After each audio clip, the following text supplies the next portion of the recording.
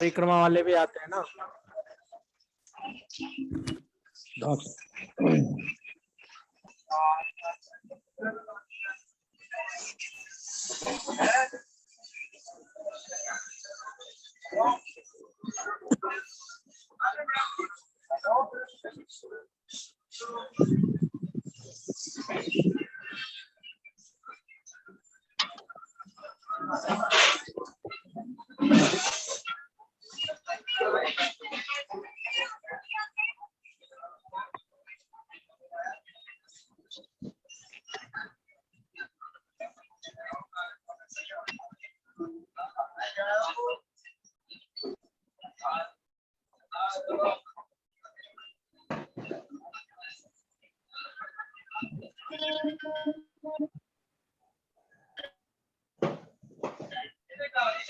Sir EH में thuja का ये नहीं हुआ है सर ना जी, ईएच में कहीं थूजा का इस्तेमाल नहीं हुआ है सर।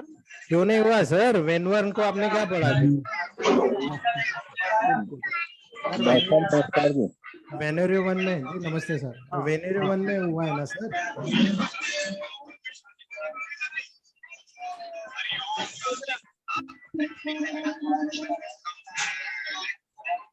सर एक पेशेंट है जी सर, उसका खेलते खेलते टेनिस खेलते खेलते एक बार नी लॉक हो गया था।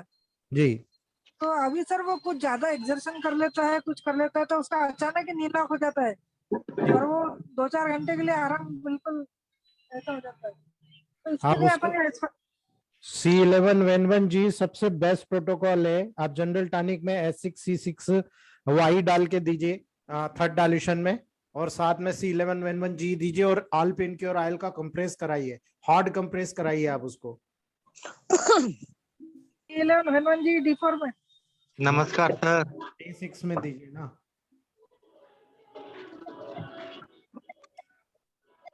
Hello sir. Sir weight gain के लिए कुछ बताइए ना सर। एक्चुअली एज अभी तो फिलहाल 46 है और वेट सिर्फ 41 ही है, तो क्या करें सर? मेरा तो बहुत साल से यही वेट चल रहा है, थायराइड भी नहीं है और कोई डिजीज का ये भी नहीं है डायग्नोसिस। स्वस्थ तो हो ना? कुछ बताएंगे? स्वस्थ हो ना आप? हाँ सर, कोई बीमारी फिर आप फिर तो आपको नहीं है, क्या लेकिन फिर फिर भी आपको क्या वेट गेन प्रॉब्लम? होता ही नहीं एक्चुअली। सही बात है, फैमिली में सब ऐसे ही स्वस्थ है, ज्यादा लीन थीन जरूरी बॉडी है। की है। मम्मी से लेके भाई बहन सब ऐसे ही है। फिर को आपको टेंशन लेने की जरूरत नहीं है ना। नहीं सर, एज 46 है और वेट 41 है, तो ये कुछ नहीं कोई दिक्कत नहीं है। आप नेचुरल टॉनिक और हो। जनरल टॉनिक शुरू कर दीजिए D4 में। एक में S2 डाल हाँ लीजिए, सर। RE डाल लीजिए, एक में S5Y डाल लीजिए। बाकी कुछ मत करिएगा, आप करेक्ट हो जाएंगे। ठीक है। इन नेचुरल टॉनिक में S2 RE और जनरल टॉनिक में S5Y। 5Y। ओके, चला देती सर। Okay, thank you.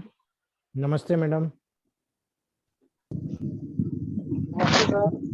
नमस्ते। चलिए दोस्तों शुरू करते हैं। आज हमारा बहुत इंपॉर्टेंट टॉपिक होने वाला है दोस्तों। एक एक मिनट हमारे लिए कीमती है, क्योंकि आज के दिन में एक दिन में हमें पूरा क्रेनियल नर्व का लोकेशन देखना, और लोकेशन के अकॉर्डिंग हम लोग जो भी स्मेल की बात करी हमने, अभी देखिए नए नए रिजल्ट आ रहे हैं। S1RE को भी लोग स्मेल करने के लिए दे रहे हैं, W के लिए भी दे रहे हैं। ठीक है, अभी सुमेश सर ने प्रूव कर दिया, मैंने खुद के ऊपर अभी प्रूव कर लिया। मुझे जो इतने दिन से कफ की प्रॉब्लम हो रही थी, गले में इरिटेशन, अभी देखो 2 दिन से मेरी आवाज बिल्कुल क्लियर है। ठीक है, C13RE को मैंने स्पेशल थ्रोट में S3 को इंटरनल लिया, साथ में एज वेल एज C13RE का स्मेल लिया, मुझे बंद है 2 दिन से, पूरा पेन बंद है। इसलिए मैं क्लियरली आपको पढ़ा भी पा रहा हूँ दोस्तों। तो जब क्रेनियल नर्व की बात आती है तो बेसिक इन 3 डायग्राम के ऊपर मैंने आपको डाल दिए। अगर आपको यहाँ बोर्ड पे नहीं दिख रहे, आप आपके पर्सनल मोबाइल पे चेक करिएगा दोस्तों, उसमें क्लियर आपको मिलेगा। मैं एक एक चीज बताने वाला हूँ। पहली 2 क्रेनियल नर्व को आप छोड़ दीजिए। पहली 2 क्रेनियल नर्व डायरेक्टली लिंक करती है दोस्तों ब्रेन के अपर पार्ट से। ठीक है, सेरिबेलम या सेरिब्रम कैरियर से दोस्तों। लेकिन जो बाद की जो जितनी भी क्रेनियल नर्व्स होती है, 3rd से लगाकर 12th तक क्रेनियल नर्व तक दोस्तों, वो बेसिकली इस रीजन में इस तरह से जनरेट होती है।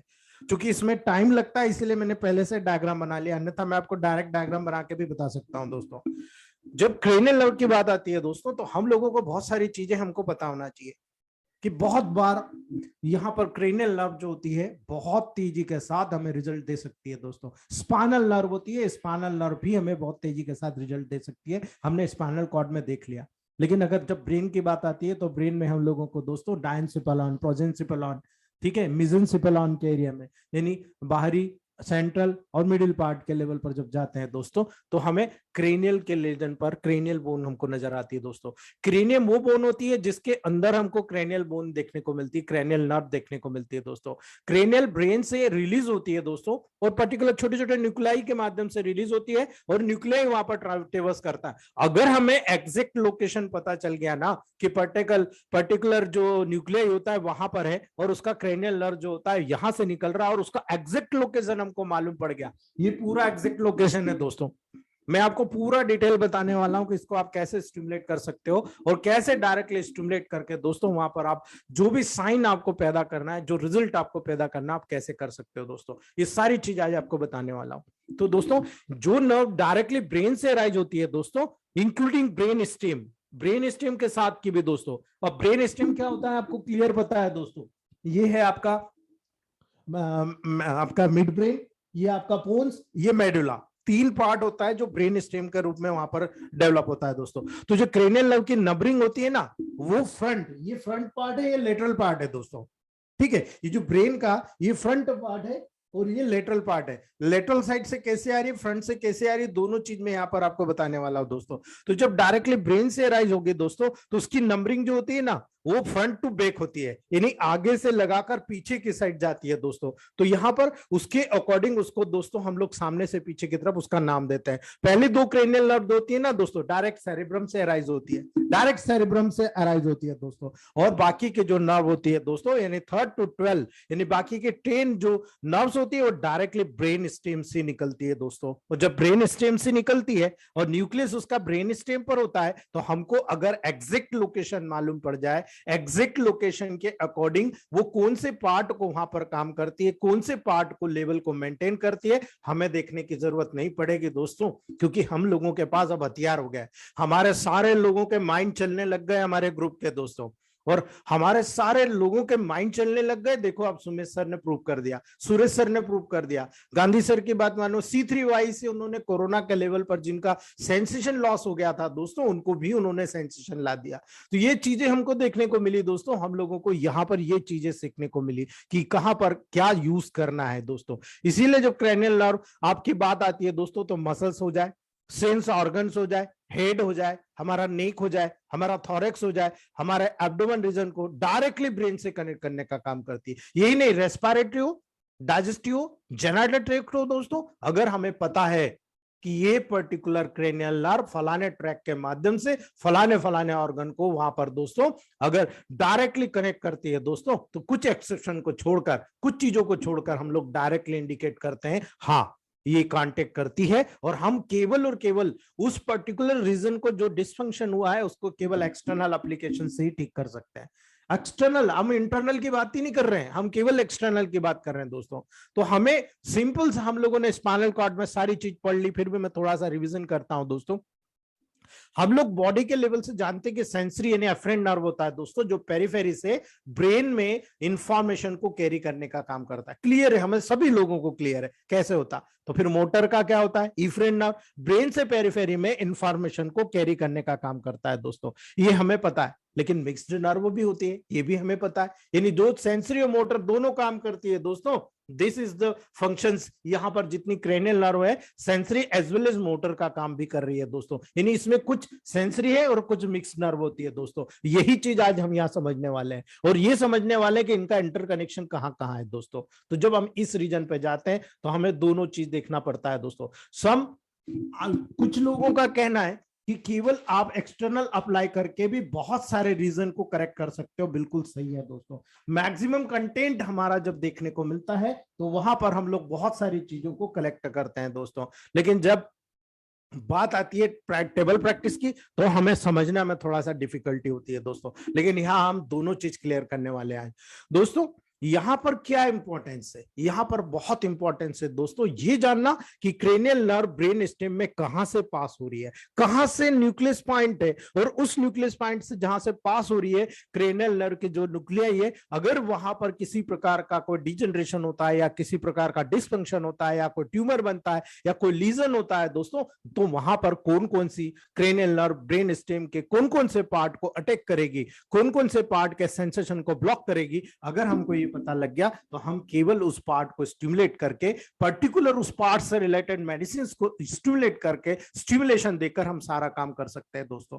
अभी सिंपल सी बात है, ट्राइजेमिनल न्यूरल्जिया के बहुत सारे केसेस हमारे ग्रुप के बहुत सारे डॉक्टरों ने क्लियर किए दोस्तों, उनको ये क्लियर पता है, लेकिन उनको ये नहीं पता होगा, अगर पता है तो बहुत खुशी की बात है, उनको ये नहीं पता होगा कि ट्राइजेमिनल न्यूरल्जिया में कहां पर प्रॉब्लम क्रिएट हो रही है। ये ब्रेन का पार्ट है, इस ब्रेन के पार्ट में स्टेम के, जो ब्रेन स्टेम का पार्ट है, उस ब्रेन स्टेम के कौन से पार्ट में लिंक फेल हो रही है, ठीक है, और उस लिंक फेल को हम लोग यहाँ पर क्लियर करने वाले हैं दोस्तों, ठीक है, क्लियरली क्लियर करेंगे दोस्तों, तभी हम लोगों को यहाँ पर ये सारी चीज देखने को मिलेगी दोस्तों। जब हम बात करते हैं ब्रेन स्टेम की दोस्तों, तो यहाँ पर आपको बहुत सारी चीजें देखने को मिल रही है दोस्तों, एक एक चीज को आप टेली करिए दोस्तों। मैंने इसीलिए आपको 3 डिफरेंट डायग्राम बनाए ताकि आप लोगों को यहाँ पर क्लियरली मैं विजिबिलिटी के हिसाब से समझा सकूं दोस्तों। जब आप यहाँ पर ये पार्ट देखते हो दोस्तों, ठीक है, ये फ्रंटल पार्ट है, ये जो पार्ट बनाया मैंने दोस्तों फ्रंटल पार्ट, ये आईज मत समझनी है कि उल्लू बना दिया मैंने, ठीक है, ये फ्रंटल पार्ट है दोस्तों, और ये ब्रेन स्टेम का पार्ट है दोस्तों। यहां पर ये पर्टिकुलर आपको जो दिख रहा है ग्रीन लाइट के रूप में दोस्तों, ये सेरिबेलम है, ठीक है, क्या है, सेरिबेलम है दोस्तों। तो यहां पर जो ये पर्टिकुलर एरियाज है दोस्तों, ये अलग अलग एरियाज हैं, ये आपका मिड ब्रेन वाला एरिया है, ये आपका पोन वाला एरिया है, और ये मेडुला वाला, मिड ब्रेन, पोन्स और मेडुला, ये 3 पार्ट है ब्रेन स्टेम के दोस्तों। और जब पार्ट होते हैं तो हम लोगों ने बहुत सारी चीजें पढ़ी थी, लेकिन वो ऊपर से कई लोगों को गई है, कई लोगों को दोस्तों पता है कि ये क्या चीज है दोस्तों। तो यहाँ पर आपको दोनों चीज समझने का है दोस्तों, मैं दोनों चीज आपको बता रहा हूं, ठीक है। तो यहाँ पर आप जो समझ रहे हो दोस्तों, ये जो पार्ट होता है, ये जो पर्टिकुलर पार्ट दिख रहा है ना, इसको बोलते हैं इंटरपुडेंकल फोसा, ठीक है, ये इंटरपुडेंकल फोसा दोस्तों यहां पर मिड ब्रेन और यहां पर दोस्तों पोन्स को बीच में जोड़ने का काम करता है, ठीक है, ये इसका मेन चीज आपको यहां पर देखने को मिलेगा दोस्तों, ठीक है। ये जो सेरेब्रल पुडेंकल, इसके दोनों साइड में जो मैंने लाइनिंग बताई है दोस्तों, ये जो पर्टिकुलर लाइनिंग है इसको हम बोलते हैं सेरेब्रल पुडेंकल, ठीक है। ये जो सेरेब्रल पुडेंकल होते हैं दोस्तों, ये व्हाइट मैटर के फाइबर होते हैं, ठीक है, व्हाइट मैटर के फाइबर के बंडल होते हैं, जो ब्रेन स्टेम को दोस्तों, यहां पर जो ब्रेन स्टेम होता है इसको फोर ब्रेन, ऊपर की जो ब्रेन होती है उससे यहां पर दोस्तों जोड़ने का काम करते हैं। और ये जो पर्टिकुलर एरिया होता है दोस्तों, जब उसको जोड़ते हैं तो उनके दोनों के संबंध यानी फोर ब्रेन और ब्रेन स्टेम के संबंध को वहां पर टेली करते हैं दोस्तों, उसको कंटिन्यू करते हैं। इनके बीच में यहां पर ये जो एक सल्कस पाया जाता है दोस्तों, इस सल्कस को बोलते हैं पोंटो, पोंटो मतलब पोन से जुड़ा हुआ, और मेडुलरी, पोंटो मेडुलरी सल्कस, इसको बोलते हैं दोस्तों पोंटो मेडुलरी सल्कस, ठीक है, पोंटो मेडुलरी सल्कस, जो यहां पर पोन्स को मेडुला से डिफरेंशिएट करता है, दोनों से यहां पर डिफरेंशिएट करता है दोस्तों। तो यहां पर पर्टिकुलर ये 3 हम लोगों ने कई जगह पढ़ा था, सुपीरियर कॉलिकुलस होता है, मीडियल कॉलिकुलस होता है, इंफीरियर कॉलिकुलस होता है। ये होता क्या है दोस्तों, ये पर्टिकुलर ये पार्ट होता है दोस्तों, ठीक है, ये यहां पर सुपीरियर सेरेब्रल पुडेंकल होता है दोस्तों, यहां पर मिडिल सेरेब्रल पुडेंकल होता है, या इंफीरियर सेरेब्रल पुडेंकल होता है। ये पर्टिकुलर 3 पार्ट होते हैं जो हमने हर जगह पढ़े दोस्तों। ये क्यों होते हैं, ठीक है, ये कोई एनाटॉमिकल चार्ट नहीं है दोस्तों, मैंने एक रफ यहां पर बहुत सारे टीचरों से सीखकर वो चीज मैं आपको बताने जा रहा हूं। ये जो पर्टिकुलर होता है सुपीरियर सेरेब्रल पुडेंकल, इंफीरियर पुडेंकल या इंफीरियर सेरेब्रल पुडेंकल, ये क्या पार्ट होता है, ये पर्टिकुलर वो पार्ट होते हैं दोस्तों जो यहां पर डायरेक्टली ब्रेन को डिफरेंट पार्ट से जोड़ने का काम करते हैं। अर्थात ये जो पार्ट होता है ये मिड ब्रेन को सेरेब्रम से जोड़ता है, जिसको सुपीरियर सेरेब्रल पुडेंकल कहते हैं। ये मिडिल पार्ट होता है मिडिल सेरेब्रल पुडेंकल, जो स्पेशली दोस्तों पोन्स को सेरेब्रम से जोड़ने का काम करता है, यानी ब्रेन एक दूसरे से इंटरकनेक्टेड भी है। तीसरा होता है दोस्तों इंफीरियर सेरेब्रल पुडेंकल, जो ये इंफीरियर पार्ट यानी मेडुला को दोस्तों टिपिकली यहाँ पर पुडेंकल से जोड़ने का काम करता है, यानी सेरेबेलम से जोड़ने का काम करता है दोस्तों। तो ये जो इंफीरियर सेरेब्रल पुडेंकल है दोस्तों, जो कि सुपीरियर जो आपका पुडंकल होता है दोस्तों, यानी मिड ब्रेन को सेरिबम से, मिडिल जो होता है दोस्तों मिडिल पुडंकल पोन्स को सेरिबम से, और इंफीरियर सेरिबम जो होता है दोस्तों वो डायरेक्टली पुडंकल को मेडुला से कनेक्ट करता है दोस्तों। ये स्पेशली फंक्शनल डायग्राम है, केवल फंक्शन के हिसाब से मैंने आपको बता दिया दोस्तों कि ऐसे काम होता है। और यही कारण है जब ब्रेन के लेवल से कोई रीजन आता है, मान लो आपको ये बताने का मकसद क्या है, अगर मान लो कभी ब्रेन के पार्ट में फोर ब्रेन मतलब जो ऊपर का ब्रेन है उस ब्रेन में किसी प्रकार का लीजन आया तो क्या फोरामेन के माध्यम से वहां पर लीजन का जो इफेक्ट होता है वो नीचे नहीं आएगा? बिल्कुल आएगा ना दोस्तों। अगर मान लो या इस पार्ट में कोई डैमेज हुआ है तो ये सेरिबेलम का पार्ट, ये जो इसको सप्लाई कर रहा है वो डैमेज नहीं होगा? डेफिनेटली होगा। ऊपर डैमेज नहीं होगा? बिल्कुल होगा। तो उसके लीजन क्या है?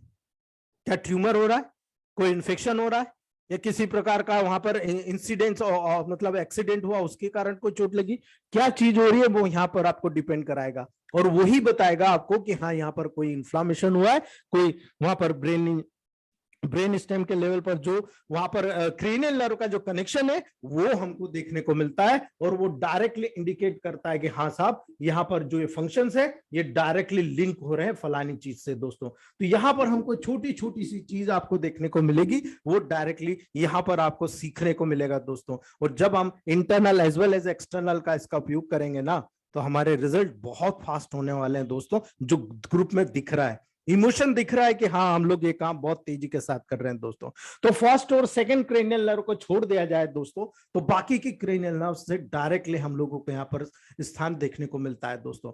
फर्स्ट और सेकंड क्रेनियल नर्व की जब आप बात करते हो तो आपको बहुत सारी चीज पता होना चाहिए दोस्तों। फर्स्ट ऑल्फैक्टरी नर्व होती है जो कि सेंसरी नर्व होती है, जिसका मेन काम होता है दोस्तों सेंस ऑफ स्मेल विजन। ये स्मेल और विजन से जुड़ी हुई होती है दोस्तों। और दूसरी जो नर्व होती है वो ऑप्टिक नर्व होती है, आंखों की नर्व होती है, सेंसरी होती है, वो केवल विजन से जुड़ी होती है। अगर ये दो पार्ट को आप छोड़ रहे हो दोस्तों उसके बाद आप देख रहे हो तो बहुत सारी चीजें आपको यहाँ पर देखने को मिलेगी दोस्तों, बहुत सारी चीजें।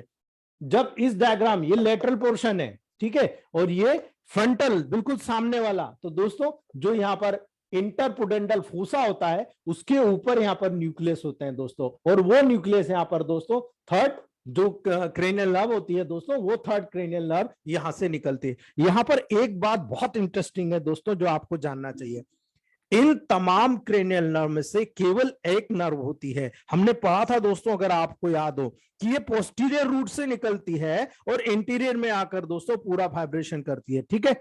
एकमात्र 4 नंबर की जो चौथे नंबर की क्रेनियल नर्व है दोस्तों, ये क्रेनियल नर्व निकलती है बैक साइड से और वहां पर आगे आकर दोस्तों वहां से पूरा सेंसेशन निकालती है। ये देखिए यहाँ बिल्कुल क्लियर है लेटरल में, ये है बैक साइड से निकली आगे की तरफ आई और फ्रंट में आकर फिर से सामने की तरफ आ गई, लेटरल साइड पे आ गई दोस्तों, जिसको फोर्थ क्रेनियल नर्व कहते हैं। लेकिन जो थर्ड क्रेनियल नर्व होती है ना दोस्तों वो बहुत इंपॉर्टेंट होता है। आप लोगों ने पढ़ा है कई चैप्टर में, मैंने आपको बताया था, दो चीजें बताई थी दोस्तों, एक ये और एक ये।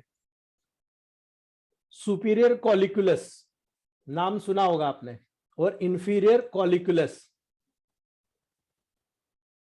ठीक है दोस्तों। सुपीरियर कॉलिकुलस और इंफीरियर कॉलिकुलस हमने बहुत जगह पे डिस्कस किया था ठीक है। वहां पर क्योंकि मुझे मालूम था ये आगे मुझे समझाना है, इसलिए मैंने आपको वहां पर केवल समझाने की कोशिश की थी, क्योंकि वहां भी समझाता यहाँ भी समझाता तो बहुत सारा कंफ्यूजन होता। लेकिन यहाँ पर आपको पता है दोस्तों कि ये दो उभार होते हैं, दो उभरे हुए पार्ट होते हैं, एक होता है सुपीरियर कॉलिकुलस, उसके नीचे वाला था इंफीरियर कॉलिकुलस दोस्तों। और ये मिड ब्रेन के लेवल पर होता है। कहां पर होता है? मिड ब्रेन के लेवल पर दोस्तों। तो जब ये सुपीरियर और इंफीरियर कॉलिकुलस की बात आती है दोस्तों, तो सुपीरियर कॉलिकुलस के जस्ट फ्रंट में मिडिल में एक न्यूक्लियस होता है और उस न्यूक्लियस से फ्रंट की तरफ लेटरल पोर्शन की तरफ दोस्तों एक ब्रांच निकलती है जिसको हम लोग स्पेशल बोलते हैं थर्ड क्रेनियल नर्व। नाम बताएंगे दोस्तों, थर्ड क्रेनियल नर्व मतलब ओक्यूलोमोटर नर्व। अगर आपको ओक्यूलोमोटर का फंक्शन मालूम है then you got a miracle, आप बहुत इजीली ठीक कर सकते हो दोस्तों। ओक्यूलोमोटर नर्व मोटर, चूंकि नाम लगा हुआ है दोस्तों इसीलिए ओक्यूलोमोटर नर्व कौन सी होती है? मोटर नर्व होती है दोस्तों। और जो ओक्यूलोमोटर नर्व मोटर नर्व के रूप में होती है तो आपको इसका फंक्शन भी पता है दोस्तों, मैंने बताया था। ये यहां पर आई की जो मसल्स होती है उसको केवल सुपीरियर ऑब्लिक मसल्स को छोड़ दिया जाए दोस्तों, लेटरल रेक्टस मसल को छोड़ दिया जाए तो उसके बाद जितनी भी मसल्स होती है दोस्तों वहां पर सारी मसल्स को ये सप्लाई करने का काम करती है ठीक है। तो इसलिए आंखों के लेवल पर ये काम करती है। अगर आपको ऐसा लग रहा है कि किसी का चश्मा उतारना है ठीक है, तो वहां पर आप मिड ब्रेन के लेवल पर किसी भी तरह से सेंसेशन पहुंचा दीजिए दोस्तों, वहां पर आपको बहुत बड़ा मतलब वहां पर रीजन देखने को मिलेगा, बहुत तेजी के साथ में आपका जो सेंसेशन है नॉर्मल हो जाएगा दोस्तों। तो आपको करना क्या है दोस्तों, क्या कर सकते हो आप, मैं आपको एक टास्क दे रहा हूं, एक टास्क दे रहा हूं दोस्तों। आप पॉइंट नंबर 2 पे आंखों के नीचे बिलो आइस आपको एपीपी लगाना है, ठीक है। और मैं आपको एक टास्क दे रहा हूं दोस्तों, आप नोट कीजिएगा, S12WE या S12RE, ठीक है। कुछ लोगों में S12RE बहुत जबरदस्त काम करेगी, कुछ लोगों में S12WE बहुत अच्छे से काम करेगी। हमें इस नर्व को स्टिमुलेट करना है, पॉइंट नंबर 3 की, ठीक है। यानी ओक्यूलोमोटर नर्व और ऑप्टिक नर्व को दोनों को स्टिमुलेट कर सकते हैं, क्योंकि दोनों के फाइबर वहां पर कोरिलेट होकर आगे जाते हैं दोस्तों। लेकिन अगर हम डायरेक्टली नोज के माध्यम से काम कर रहे हैं, स्मेल के माध्यम से काम कर रहे हैं दोस्तों, तो हम S12W या S12RE का उपयोग करके भी हम लोग आंखों के तरफ उसको डाइवर्ट कर सकते हैं। यानी हम अगर S12 यूज करेंगे, ऑब्वियसली हम ओक्यूलोमोटर नर्व को स्टिमुलेट करेंगे दोस्तों, क्योंकि यही चीज इंटरनल या मेडिसिन को नर्वाइन करके नेगेटिव में करके हम वहां पर काम कर रहे हैं दोस्तों। तो हम लोग इसको ट्राई करेंगे, जरूर करेंगे, वी गॉट इट, हमने समझ लिया है। जैसे सुमित सर ने बताया, तब से मेरा क्लिक दिमाग हो रहा था कि नहीं, मुझे ये कुछ नया करना है, मुझे एक्सटर्नल करना है। मैं कोशिश करूंगा, बिल्कुल करूंगा। अगर स्टार्टिंग करूंगा तो S12W से करूंगा, लेकिन कभी कभी मैं S12RE का भी प्रयोग करूंगा, देखूंगा। अगर उसको किसी प्रकार का कोई कंजेशन नहीं है, किसी प्रकार का हिमोरेज नहीं है, देन मुझे नहीं लगता कि S12RE से बेस्ट रिजल्ट कोई दे पाएगा। और वो भी अगर टिपिकली बात की जाए दोस्तों, तो वहां पर अगर विजन की बात है, विजन बढ़ाना है, तो आपको S12RE से बेटर रिजल्ट नहीं मिलेगा दोस्तों, क्योंकि S12REW का मैंने प्रोटोकॉल यूज करके D5 में बहुत से लोगों को विजन का इंप्रूवमेंट दिया है दोस्तों। तो यहां पर हम लोगों को ओक्यूलोमोटर का लेवल समझ में आया दोस्तों। यानी थर्ड नर्व, ये जो फ्रंट पार्ट है दोस्तों, जो सुपीरियर कॉलिकुलस वाला पार्ट होता है, उसके ठीक फ्रंट में थर्ड जो क्रेनियल नर्व होती है दोस्तों, जिसको ओक्यूलोमोटर नर्व कहते हैं, वो डायरेक्टली इस लिंक से जुड़ी होती है दोस्तों, याद रखिएगा। चौथी बात करते हैं, ठीक उसके नीचे बिलो इंफीरियर कोलिकुलस होता है। इंफीरियर कोलिकुलस में जो न्यूक्लियस होता है वो थोड़ा सा लेटरल होता है दोस्तों, और वहां से ये पोस्टीरियर में जाता है, और पोस्टीरियर से निकलकर वापस फ्रंट में आकर दोस्तों फिर लेटरल की तरफ चले जाता है, जिसे फोर्थ कहते हैं। ऐसा क्यों होता है दोस्तों? जब पुराने समय में देखा जाएगा दोस्तों, तो फोर्थ क्रेनियल नर्व बैक से पास होकर दोस्तों वहां पर जो कहीं ना कहीं देखा, पहले के समय में इसका कोई काम रहता था दोस्तों, वो कहीं ना कहीं आंखों से रिलेटेड था, लेकिन अभी रूडिमेंट्री हो गया। जैसे अपेंडिक्स रूडिमेंट्री हुआ है, वैसे यहाँ पर ये रूडिमेंट्री हो गया दोस्तों। ये आई के नर्व फाइबर से जुड़ा रहता था दोस्तों, और डेवलपमेंट होने पर ये फंक्शन का लॉस का कारण भी बनता था दोस्तों। इसीलिए ट्रॉक्लियल नर्व से कहीं ना कहीं इसके फाइबर वहां पर जुड़े होते हैं। 4 नंबर के जो क्रेनियल नर्व है, उसको नाम है ट्रॉक्लियर नर्व। तो कहीं ना कहीं दोस्तों ये ट्रॉक्लियर नर्व से जुड़ा हुआ रहता था, क्योंकि इसका डायरेक्ट लिंक किससे था? आपने पीनियल ग्लैंड का नाम सुना होगा दोस्तों, पीनियल ग्लैंड का नाम सुना होगा ना, ठीक है। तो वहां पर पीनियल ग्लैंड से डायरेक्ट इसका लिंक होता था दोस्तों, और यही विजन के रिफर के कहीं ना कहीं जुड़ा हुआ होता था पुराने समय में। लेकिन अभी इसका काम धीरे धीरे रिड्यूस हो गया। लेकिन आज भी अगर आप देखोगे दोस्तों, तो यहाँ पर ट्रोक्लियर नर्व के कुछ फाइबर जो होते हैं दोस्तों, वहां पर पर्टिकुलर पीनियल ग्लैंड की तरफ जरूर जाते हैं। जो ऑप्टिक चाइज्मा होता है हमारा आंखों के लेवल पर, उस ऑप्टिक चाइज्मा के कुछ फाइबर आज भी आप देखोगे तो वहां पर भी इसी ट्राइजेमिनल नर्व का कहीं ना कहीं वहां पर टच होता है, कहीं ना कहीं वहां से पासिंग होती है दोस्तों। अगर हम इस पीनियल ग्लैंड के लेवल को, या एज वेल एज अगर हम यहाँ पर केवल ट्रॉक्लियर नर्व के लेवल को अगर हम वहां पर दोस्तों स्टिमुलेट कर रहे हैं, तो 3 नर्व हो गए आंखों के लेवल पर दोस्तों। एक सेकंड नंबर की ऑप्टिक नर्व, तीसरे नंबर की ओक्यूलोमीटर, और चौथे नंबर की ट्रॉक्लियर नर्व। क्यों? क्योंकि यहाँ पर जो superior oblique muscles show ability of eye to look down and inwards, यहाँ पर हमारी आई को नीचे देखना, ठीक है, नीचे के देखना और अंदर की तरफ देखने का जो फंक्शन होता है, वो इसी नर्व के माध्यम से होते हैं दोस्तों।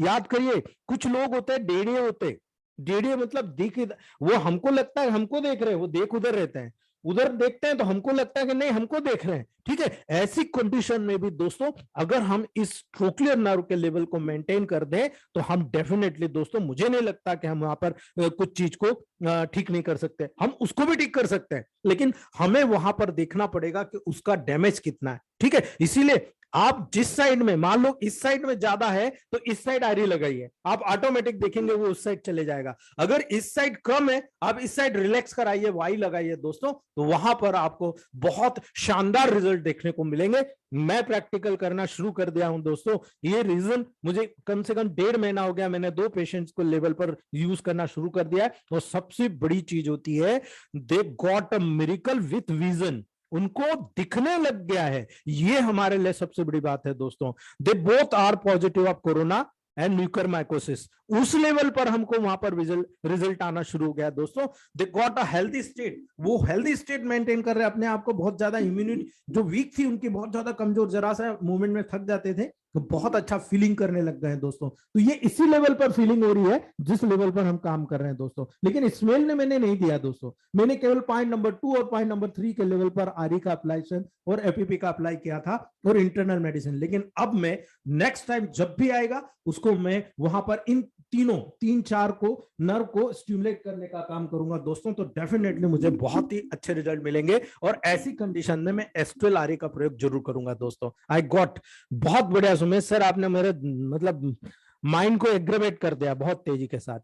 ठीक है, उम्मीद है आपको ये चीज समझ में आई होगी दोस्तों। नेक्स्ट बात करते हैं हम दोस्तों, हम ट्राइजेमिनल नर्व की बात करते हैं दोस्तों। तो जब हम फ्रंट में देखते हैं दोस्तों, ये मतलब पोन्स वाला इलाका जो होता है दोस्तों, ये पोन्स वाले इलाके में से सेंटर में न्यूक्लियस होता है और उस न्यूक्लियस से पर्टिकुलर ब्रांचेस निकलती है दोस्तों। ये जो पोर्शन होता है, ये पोर्शन में 6, 7 और 8 नंबर की नर्व निकलती है, लेकिन जो ये मिडिल पोर्शन में, लेकिन जो यहाँ पर लेटरल पोर्शन में होती है दोस्तों, लेटरल पोर्शन में ये पर्टिकुलर एक नर्व का जो यहाँ पर ट्रंक निकलता है दोस्तों, जो सबसे बड़ी नर्व होती है। ठीक है, नर्व बड़ी क्यों होती है? क्योंकि इसकी 3 ब्रांचेस होती है दोस्तों। ट्राइजेमिनल नर्व की 3 ब्रांचेस होती है, आप लोगों को पता है दोस्तों, हमने पढ़ा भी था पहले भी।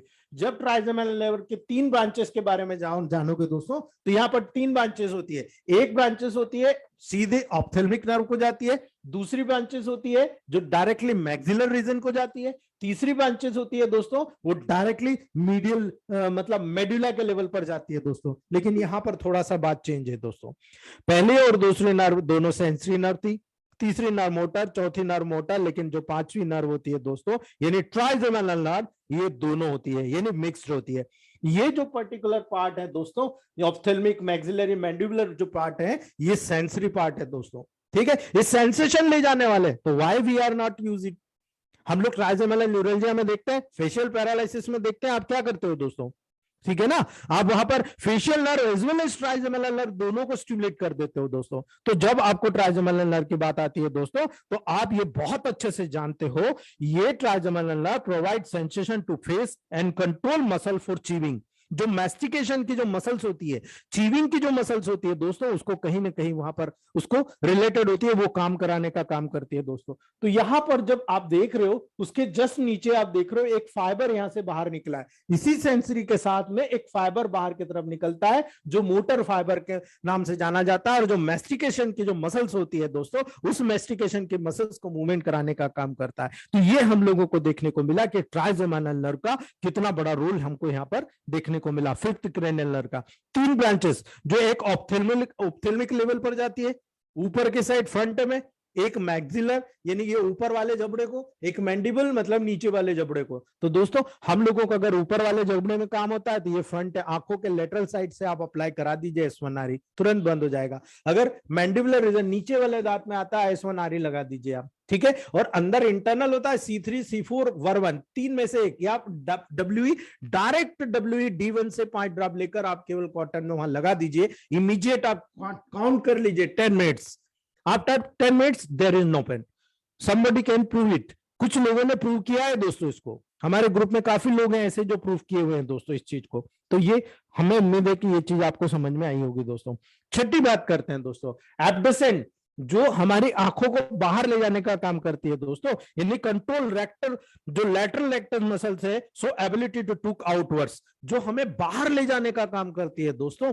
तो वहां पर हम इस चीज को देखते हैं दोस्तों, जो बाहर ले जाने का काम करती है। और ये भी हमें उन लोगों में काम आती है जो देखते इधर है और लग इधर रहा है। या इधर देख रहे हो लग इधर रहा है, ठीक है। उन लोगों के लिए भी एक चीज बहुत अच्छे से काम करेगी दोस्तों, हम पर्टिकुलर इस नर्व को अगर स्टिमुलेट करना शुरू करेंगे, हो सकता है हम उस मसल्स के लेवल को एबडक्शन यानी लेटरल साइड में बाहर देखने वाली कंडीशन को हम मेंटेन कर सकते हैं दोस्तों। और जो कई कंडीशंस होती है दोस्तों जिसमें आंखें पूरी राउंड घूमती है, पूरी मूवमेंट्स करती है, उस कंडीशन को भी हम बैलेंस कर सकते हैं दोस्तों इससे, क्योंकि हम वहां के नर्व को स्टिमुलेट करके उसके काम को जनरेट करा सकते हैं। Sensory as well as motor function को हम वहां पर दोस्तों स्टिमुलेट करा सकते हैं, क्योंकि क्रेनियल नर्व कुछ सेंसरी होती है, कुछ मोटर होती है और कुछ दोनों होती है, तो हम दोनों फंक्शन को वहां पर मेंटेन कर सकते हैं दोस्तों, ठीक है।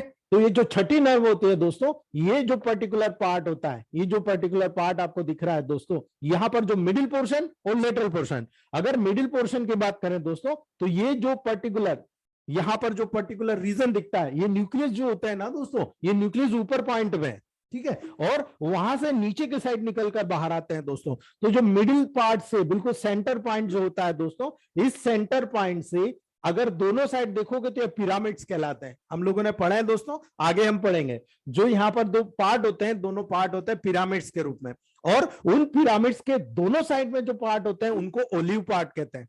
ओलिवो ट्रैक हमने पढ़ा है दोस्तों, ठीक है। तो यहाँ पर जो पोडिंकल और जो ओलिव पार्ट होता है उनमें से ये ब्रांचेस निकलती है दोस्तों, लेकिन जब यहां से ब्रांच निकलेगी तो जस्ट मिडिल पार्ट में निकलेगी, वो 6 नंबर की ब्रांच रहेगी दोस्तों, और उसके थोड़ा सा लेटरल होगी, वो 7 नंबर की ब्रांच होगी दोस्तों, उसके भी और लेटरल होगी, देन ये 8 नंबर की ब्रांच होगी दोस्तों। यानी यहां पर हम लोगों को तीनों ब्रांच देखने को मिली, मिडिल में 6 नंबर, उससे थोड़ा लेटरल में 7 नंबर, उससे थोड़ा लेटरल में 8 नंबर, लेकिन ये फ्रंट व्यू है। अगर हम इसी लेटरल व्यू को देखें तो सिंपल सा हमको देखने को मिलता है 6 नंबर जो एब्डुसन नर्व होती है दोस्तों, एब्डुसन नर्व, जो एब्डुसन नर्व होती है वो मोटर नर्व होती है दोस्तों, और एब्डुसन नर्व का मेन काम होता है दोस्तों स्पेशली लेटरल रेक्टस मसल्स को दोस्तों कंट्रोल करना, जो बाहर की तरफ हमें देखने में मदद करती है, वहां पर होता है। इसीलिए यहां पर हम इसका भी एडवांटेज ले सकते हैं दोस्तों। जो 7th नर्व होती है, 7th nerve, this is the basic thing for facial paralysis दोस्तों, याद रखिएगा।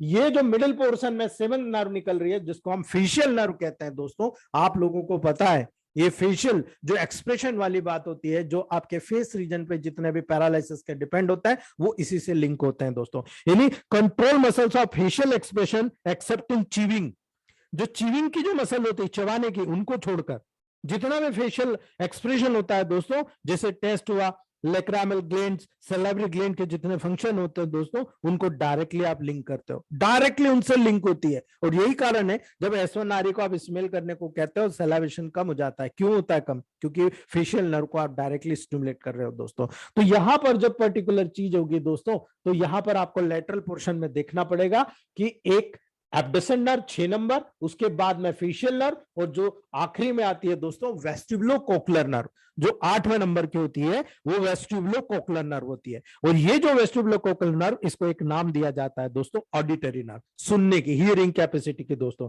क्योंकि ये हियरिंग और बैलेंस का काम करती है दोस्तों। और जब ये प्रोटोकॉल आप समझते हैं ना, तो आपको बहुत इंपॉर्टेंट चीज समझ में आती है दोस्तों, कि ये जो नर्व होती है, ये यहाँ पर हियरिंग और बैलेंस का जब काम करती है, तो बहुत सारी चीजें वहां पर आप लोगों को दोस्तों देखने को मिलती है। और यही कारण है, जब टिपिकली इन नर्व्स के बारे में हमने यहाँ पर जान लिया, तो बहुत सारी चीजें मैं आगे बताने वाला हूं कि यहाँ पर क्या क्या चीजें आप देखने को मिलेगा और क्या क्या चीज आपको यहाँ पर देखने को क्षमता है, आप कैसे पहचानोगे और कैसे वहां पर लीजन के लेवल को ट्रीट करोगे दोस्तों।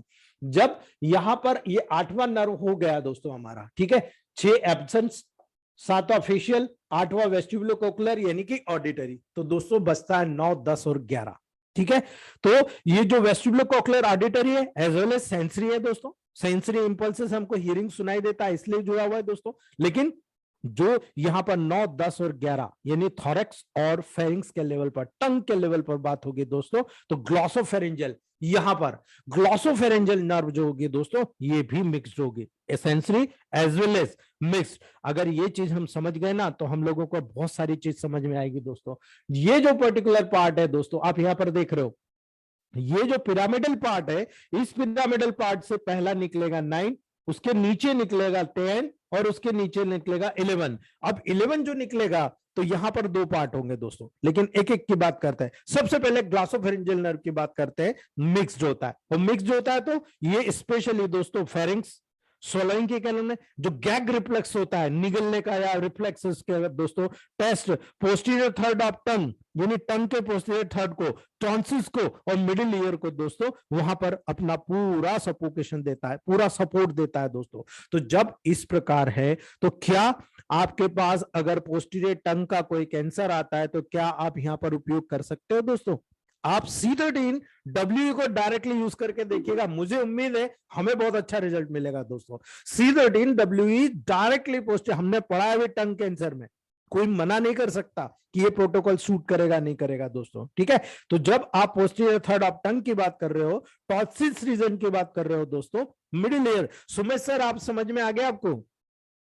सुमेश सर कैसे काम करा आपका फार्मूला? इसीलिए मैंने आपको हेडसअप किया था, क्योंकि आपने ग्लॉसोफेरिंजियल नर्व यानी कि टंग, थोरेक्स और फेरिंग्स के रीजन को सप्लाई वाली नर्व को डायरेक्टली गैग रिफ्लेक्स को आपने स्टिमुलेट कर दिया, यानी third part of tongue, throat, palate, tonsils, middle ear के लेवल को आपने डायरेक्टली स्टिमुलेट कर दिया था। इसलिए वहां पर किसी प्रकार का कोई इरप्शन या इन्फेक्शन होगा, इन्फ्लामेशन होगा, तुरंत इस नर्व के माध्यम से सप्रेस हो जाएगा दोस्तों। तुरंत वहां पर जो भी चीजें वो रिकरेंट होकर बाहर निकलना शुरू हो जाएगी दोस्तों। और यही चीज हम लोगों को हर प्रोटोकॉल में यूज करके देखना है। उम्मीद है हमारा ग्रुप बहुत अलग निकल के आएगा दोस्तों, और केवल स्मेल से हम लोग बहुत सारी डिजीज के लेवल पर काम करने वाले हैं। उम्मीद है आपको ये चीज समझ में आई होगी दोस्तों।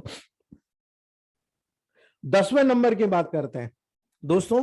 जब आप 10वें नंबर की बात करते हो तो वेगस नर्व की बात करते हो दोस्तों। अब वेगस नर्व कितनी बड़ी जंक्शंस में काम करती है। हमारे जितनी 12 क्रेनियल नर्व्स होती है उसमें सबसे ज्यादा इंपॉर्टेंस आप किसको देते हो दोस्तों? डायरेक्टली अगर मैं कहूं तो वेगस नर्व को देते हो दोस्तों। क्यों देते हो? क्योंकि ये sensory as well as motor है। ये डाइजेस्टिव हो, रेस्पिरेटरी हो, जेनिटल ट्रैक्ट हो, पेल्विक ऑर्गन के रीजन में हो दोस्तों, ये बहुत सारे मेजर ऑर्गन को आप सप्लाई कर रहे हो। कैसे दोस्तों?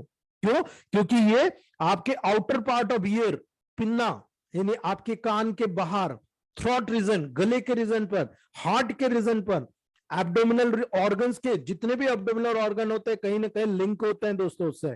Test sensation, control movement of heart यानी आप हार्ट के मूवमेंट को भी कंट्रोल कर रहे हो। सॉफ्ट पैलेट, आप थ्रोट रीजन में soft palate regulates heart rhythm, आप हार्ट रिदम को भी मेंटेन कर रहे हो। Smooth muscles of Airways, lungs और गैस्ट्रोइंटेस्टाइनल ट्रैक्ट को पूरा वहां पर आप कंट्रोल कर रहे हो दोस्तों। जब इतने मेजर ऑर्गन को आप केवल और केवल वेगस नर्व के स्टिमुलेशन के माध्यम से कंट्रोल कर सकते हो दोस्तों, तो why we are not using, यहां पर आप क्यों नहीं यूज कर सकते दोस्तों? डेफिनेटली आप वहां पर S1W को जब यूज करेंगे, आप पर्टिकुलर ऑर्गन से related medicine plus W plus RE या जो भी Y B जो भी चीज को आप स्टिमुलेट करेंगे, मुझे नहीं लगता कि फेलियर होगा दोस्तों। 100% आपको रिजल्ट देखने को मिलेगा, और मुझे उम्मीद है ये चीज हम लोग बहुत आगे लेके जा रहे हैं दोस्तों।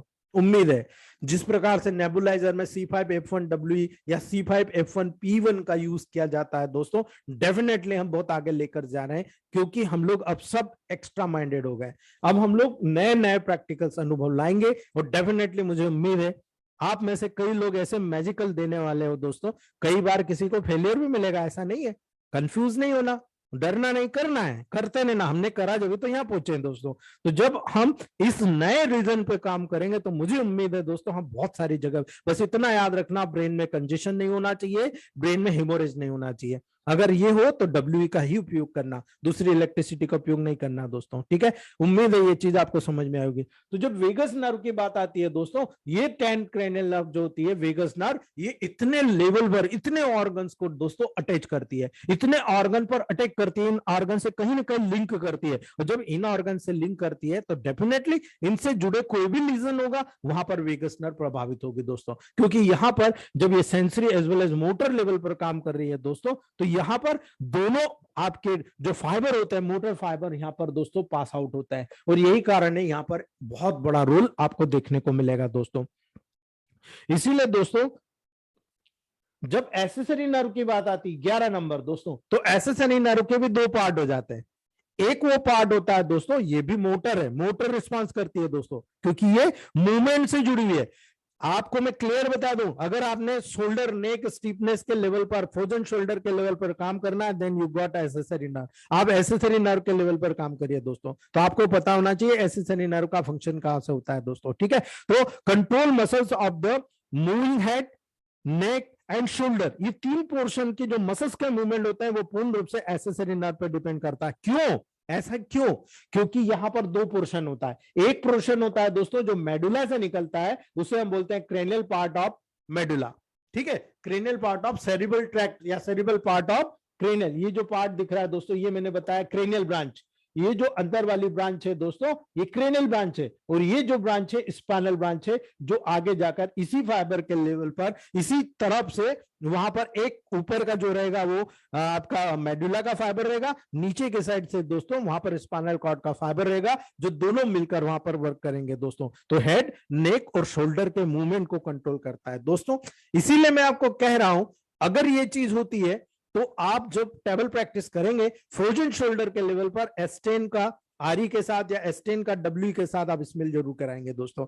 एस्टेन और आरी या एस्टेन या डब्ल्यू का आप वहां पर फ्रोजन शोल्डर में जरूर, नेक के रीजन पर, मसल्स के रीजन में आप स्टिमुलेशन जरूर कराएंगे, क्योंकि एस्टेन डायरेक्टली ब्रेन पे काम करती है। और ऐसे में अगर एस्टेन आरी का करा दिया तो आप देख लीजिएगा दोस्तों, मैंने पहले ही बताया है कि एस्टेन आरी, एस्टेन C1 आरी का जब उपयोग किया जाता है सीधे ब्रेन पे चला जाता है। तो व्हाई नॉट एस्टेन आरी? जब आप एस्टेन आरी का उपयोग कराएंगे तो मुझे नहीं लगता दोस्तों आपको रिजल्ट नहीं मिलेगा। मैक्सिमम केसेस में हम वहां पर प्राप्त करेंगे रिजल्ट दोस्तों, ये हम लोगों का मानना है, ठीक है।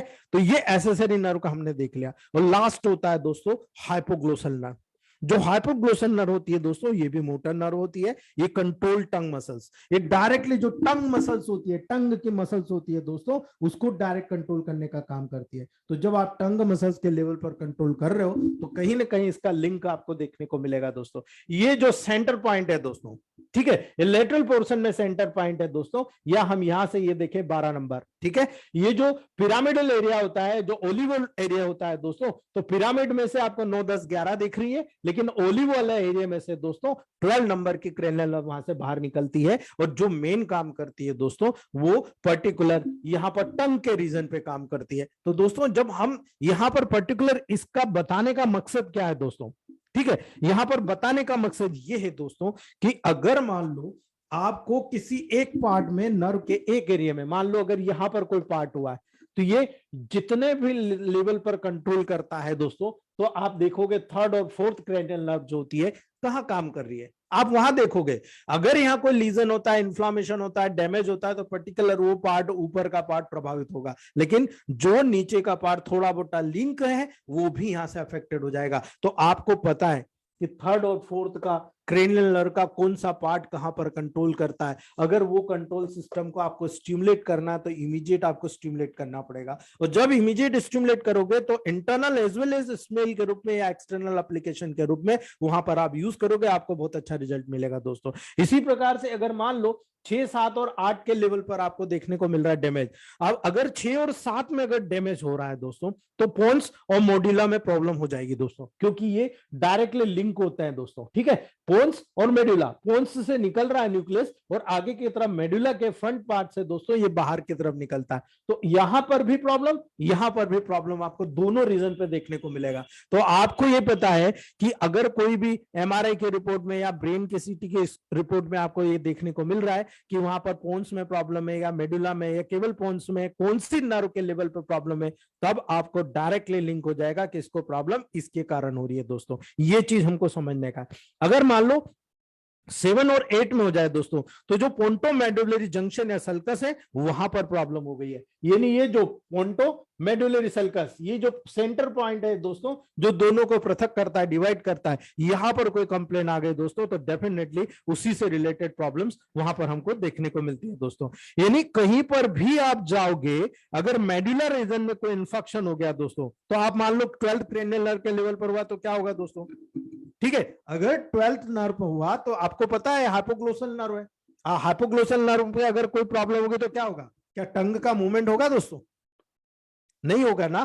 तब क्या करोगे आप, ठीक है। अगर टंग का मूवमेंट नहीं हो रहा तो आपको काम कहां करना है दोस्तों, आपको डायरेक्टली वहां पर दोस्तों डायरेक्टली 12th क्रेनियल नर्व कहां होती है ये आपको पता हो जाए तो आप डायरेक्टली वहां पर काम कर सकते हो दोस्तों। इसीलिए दोस्तों मीडियल इन्वॉल्वमेंट जब रीजन वहां पर आपको देखने को मिलेगा दोस्तों, मिडिल रीजन यहां पर डायरेक्टली प्रभावित होता है, मिडिल पोर्शन, और मिडिल पोर्शन से ये हाइपोग्लोसल नर्व निकलती है। तो जब मिडिल पोर्शन प्रभावित होगा तो वहां पर यही होगा, लेकिन लेटरल पोर्शन प्रभावित होगा तो ठीक है, लेटरल पोर्शन प्रभावित होगा तो एज वेल एज दोस्तों लेटरल प्लस मिडिल दोनों रीजन वहां पर इंटरकनेक्टेड है, इसीलिए वहां पर इंटरकनेक्शन के लेवल पर दोस्तों दोनों प्रभावित हो जाएंगे। तो आप क्या करोगे दोस्तों ऐसे केसेस में, क्या करोगे आप ऐसे केसेस में, हम लोग वहां पर internal as well as external का प्रोटोकॉल देंगे दोस्तों।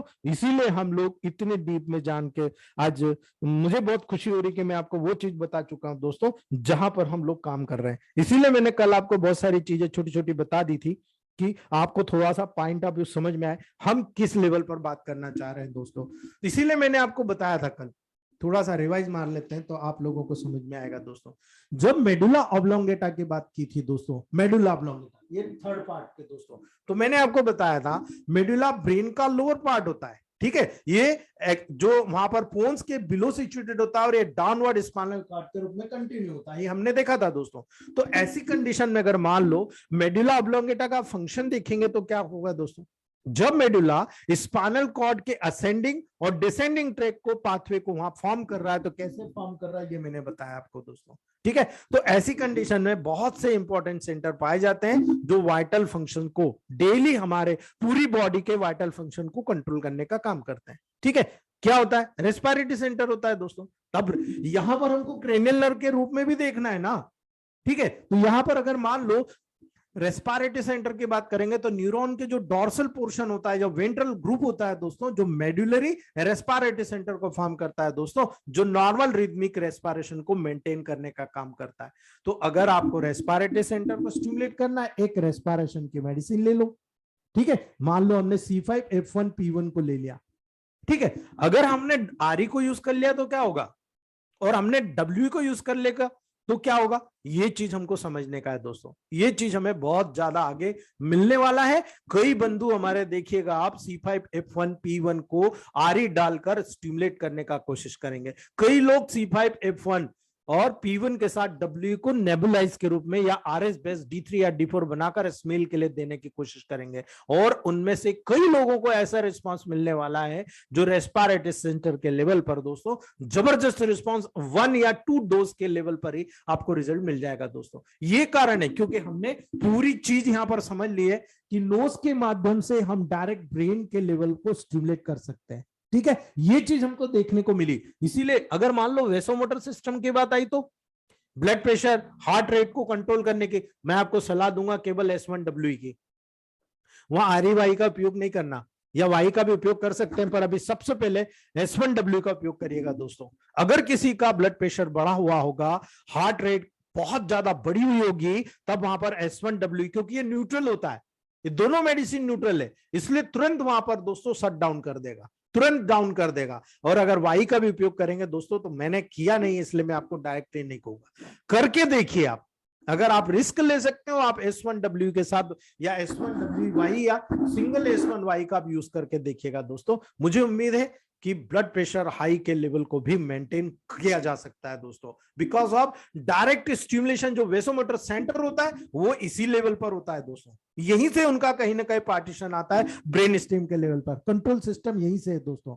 इसीलिए जब डिग्लूटिनेशन सेंटर की बात आएगी दोस्तों, यानी निगलने वाली जो बात आती है डिग्लूटिनेशन सेंटर के दोस्तों, तो वो भी फेरेंजियल और इसोफेजियल स्टेज को ही रेगुलेट करेगा दोस्तों, ठीक है। और जब डिग्लूटिनेशन सेंटर को हम वहां पर यूज करेंगे दोस्तों, तो वहां पर हम लोग यही चीज कंट्रोल के रूप में देखेंगे दोस्तों, बहुत तेजी के साथ कंट्रोल हमको देखने को मिलेगा। और यही कारण है दोस्तों, जब वोमिटिंग सेंटर की बात आएगी या लीवर या स्टमक से रिलेटेड बात आएगी, तब हमें वहां पर पर्टिकुलर हम लोगों के पास तो 45 पॉइंट्स है, उन 45 पॉइंट्स में हम कोई भी यूज कर सकते हैं, हमको अगर पता है कि कौन सा पॉइंट कहाँ अफेक्ट कर रहा है। अगर हम पूरी बॉडी के कंट्रोल सिस्टम की बात करें ना दोस्तों, तो REY को अल्टरनेट 5, 6, 7, 17, 18 नंबर पर अप्लाई कीजिए और स्मेल के लिए आप ऑर्गन से रिलेटेड मेडिसिन दे दीजिए। मुझे नहीं लगता कि हम इस सेंटर पर काम नहीं कर पाएंगे, बिल्कुल कर पाएंगे दोस्तों। जो अभी तक किसी ने नहीं किया, हम लोग वो सेंटर पे काम करने वाले हैं दोस्तों। उम्मीद है ये चीजों का फीडबैक आप लोगों को सभी को बहुत जल्दी मिलने वाला है दोस्तों।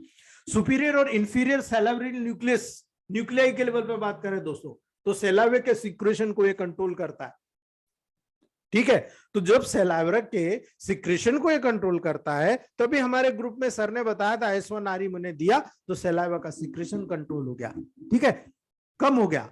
तो ये क्या हुआ, इसे इंडिकेट किया हमने, स्टिमुलेट कर दिया उसको। ठीक है, स्टिमुलेट करा। लेकिन S1RE से जब आप वहां पर स्टिमुलेशन करोगे, अगर वहां पर मान लो किसी को ज्यादा हो रहा होगा तो कम होगा, लेकिन कम हो रहा होगा ना तो एकदम से बढ़ जाएगा दोस्तों। ये दोनों चीज आपको देखने को मिलेगी वहां पर। बस डिपेंड करता है कि आपने किस नर्व को स्टिमुलेशन किया है, मेडिसिन की स्ट्रेंथ क्या दी है, पेशेंट ने कितना लिया, कितने समय लिया, उसके ऊपर डिपेंड करेगा। लेकिन जब क्रेनियल नर्व न्यूक्लियाई की बात होगी ना दोस्तों, तो क्रेनियल नर्व न्यूक्लियाई के लेवल पर जब हम काम करेंगे तो 12th हो, 11th हो, 10th हो, उसके जो न्यूक्लियाई हो 8th हो और 5th हो, ये जो न्यूक्लियाई होते हैं दोस्तों, ये मेडुला ऑब्लोंगेटा में लास्ट पार्ट में वहां पर लोकेटेड होते हैं। और इनके लोकेशन होने के कारण दोस्तों, जो 12th क्रेनियल नर्व यानी हाइपोग्लोसल नर्व के लेवल पर बात करेंगे दोस्तों, तो ये 11th क्रेनियल नर्व यानी एक्सेसरी नर्व शोल्डर के मूवमेंट को कंट्रोल करता है, जो मैंने आपको बताया था दोस्तों। और जो 10th cranial nerve vagus nerve होता है ना, अगर आप उस नर्व की बात करेंगे तो बॉडी के सभी प्रकार के वाइटल फंक्शन को ऑलमोस्ट अकेला कंट्रोल करने का काम करता है दोस्तों। यानी कार्डियोवास्कुलर सिस्टम हो, रेस्पिरेटरी सिस्टम हो, गैस्ट्रोइंटेस्टाइनल सिस्टम हो या एड क्रेनियल नर्व की बात करोगे दोस्तों, तो ये नर्व का कॉक्लियर डिवीजन होता है और जो मेडुला ऑब्लोंगेटा में रिले के जैसे काम करता है, मैसेज को वहां पर डालने का काम करता है, जो कि ऑडिटरी फंक्शन के साथ कंसर्न्ड होता है। यदि आपके सुनने की जितनी चीजें होती है दोस्तों, कहीं ना कहीं इससे लिंक होती है। तो डिफरेंस के लेवल पर हम नहीं कर सकते क्या दोस्तों? डेफिनेटली हम डिफरेंस के लेवल पर कर सकते हैं। और यही कारण है दोस्तों, 5th क्रेनियल नर्व सभी क्रेनियल नर्व में से सबसे लार्जेस्ट होती है और इसकी 3 ब्रांच होती है, एक ऑप्थेल्मिक, एक मैक्सिलरी, एक मैंडिबुलर। और ये फेशियल मसल्स को कंट्रोल करता है फेस और ब्रेन के मैनेजेस से। याद रखिएगा, फेस और ब्रेन के मैनेजेस से सेंसरी इंपल्सेस को कैरी करता है। यानी वहां पर अगर सेंसरी इंपल्सेस को कैरी कर रहा है तो आप सोच समझ के ही यूज कीजिएगा दोस्तों। लेकिन अगर आप किसी भी कंडीशन में, किसी को फेशियल पैरालिसिस हो रहा है, किसी को वहां पर ट्राइजेमिनल न्यूरल्जिया का लेवल हो रहा है दोस्तों, तो F1WE is the best medicine for any type of neuralgia. आप केवल S1 या F1WE को आप स्मेल करने को दे दीजिएगा दोस्तों। अगर किसी को फेशियल पैरालिसिस हो रहा है, आप S1RE को स्मेल करने को दे दीजिएगा, आपको बहुत बेहतरीन रिजल्ट मिलेगा। ये मैं दावे के साथ कह सकता हूं दोस्तों। वहां पर आपको कोई भी साइड इफेक्ट देखने को नहीं मिलेगा, कभी नहीं मिलेगा दोस्तों। लेकिन एक चीज विशेष तौर से याद रखिएगा, अगर किसी को पैरालिटिक अटैक आ रहा है और पैरालिसिस डेवलप हुआ है, तो आप ये जरूर कंफर्म कर लीजिएगा कि उसको ब्रेन स्ट्रोक तो नहीं हुआ। अगर ब्रेन स्ट्रोक के रूप में हो रहा हुआ दोस्तों, तो W के अलावा कुछ भी मत दीजिएगा। आप याद रखिएगा, S1W के अलावा कुछ भी मत दीजिएगा। WE वहां पर न्यूट्रलाइज हो जाएगा, S1 न्यूट्रल के जैसे काम करेगा, इसीलिए वहां पर ये बहुत ही धीरे धीरे वर्क करेगा, लेकिन एक्यूरेटली काम करेगा दोस्तों। हो सकता है कि स्पॉट भी हटा दे। इसीलिए अभी मैं आपको फीडबैक बताने जा रहा हूं दोस्तों, तो आप सोच के आश्चर्य कर जाओगे। बहुत बड़ा फीडबैक मैं आपको देने वाला हूं। मैंने अपना हार्ट ड्रॉप बनाया था और उस हार्ट ड्रॉप को जब मैंने 100 पेशेंट के ऊपर यूज किया दोस्तों, आप बिलीव नहीं करोगे, जो लोग ब्लड क्लॉटिंग यानी जिनको हार्ट ब्लॉक 60 to 75 से 80% के लगभग था, विद इन 3 मंथ, आप बिलीव नहीं करोगे दोस्तों, within 3 month there is no blockage. ये फीडबैक है मेरा दोस्तों। और वहां पर मैंने स्पेशल हमारी मेडिसिन के रूप में यूज किया था। तब वहां पर मैंने जनरल टॉनिक को ही यूज किया था दोस्तों, लेकिन जनरल टॉनिक को D6 बना के यूज किया था और उसमें D2 का 2 ml D2 का डायरेक्ट उसमें अलग से डाल दिया था दोस्तों। इतना पॉजिटिव दिया था मैंने A3 के लेवल को, और वो फीडबैक मिला है दोस्तों जिसकी आप कल्पना नहीं करेंगे। 2 महीने 3 महीने में जो पेन होता था, जो अनईजीनेस फीलिंग होता था, जो डिस्निया के प्रॉब्लम होती थी, जो सफोकेशन होता था, जो हार्ट का पल्पिटेशन होता था, मैक्सिमम कंडीशन में रिमूव हो गया। लेकिन अब मेरे पास एक और हथियार हो गया, नेजल स्प्रे का दोस्तों। अब मैं इस पे बहुत बड़े बड़े प्रैक्टिकल अनुभव लाने वाला हूं। अब जो भी पेशेंट आएगा उसका फीडबैक आपको जरूर बताऊंगा दोस्तों। यहां पर मैं A3W को स्मेल करने को देने वाला हूं, A3W को, जो डायरेक्टली हार्ट के लेवल पर जो कंट्रोल सिस्टम होता है उसी पे जाकर काम करेगा, और कहीं ना कहीं हमको उसका फीडबैक बहुत फास्ट और बहुत मतलब स्पीडली मिलने वाला है दोस्तों। इसीलिए वहां पर मैं काम करूंगा दोस्तों। 7 बात करते हैं। हमने वेस्टिबुलर न्यूक्लाई की बात की थी दोस्तों।